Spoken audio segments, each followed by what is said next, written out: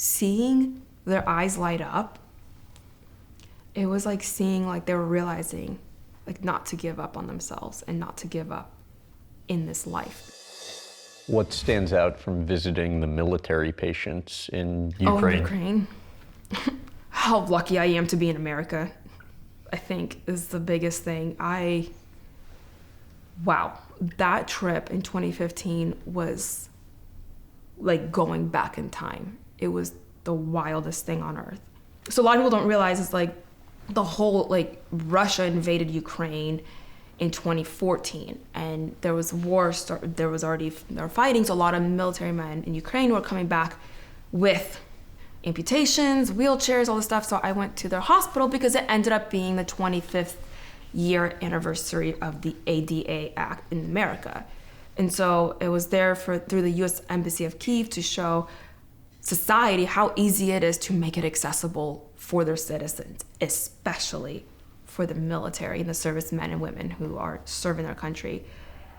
I did not think I was gonna have to climb up 3 flights of stairs to get to where these individuals are having surgery. Graham, like, I'm walking through this hallway, it's very bleak and dark. It freaked me out because I saw some of the mattresses that looked very similar to what I slept on as a kid, with and then the beds with the springs and stuff, and it looked like it's been used since Vietnam. You could see the stains, body stains on the mattresses, like fluids from blood and stuff, but then when I met those servicemen, they were at first like, well, first of all, I think because there was a lot of men there, so they were like, oh my God, there's a girl here. But then there was like, oh my God, this girl has no legs, holy cow. And then when I took my leg off, they were like, that was a big moment, right?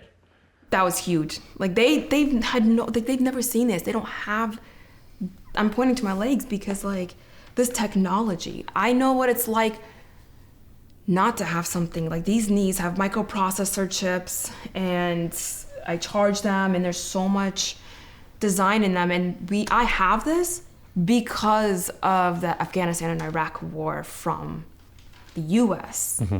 Was meant to help put, these are Ottoboks, like X3s, and they were meant to help get men and women back, boots on the ground, to be back in combat and stuff. They didn't have stuff like this.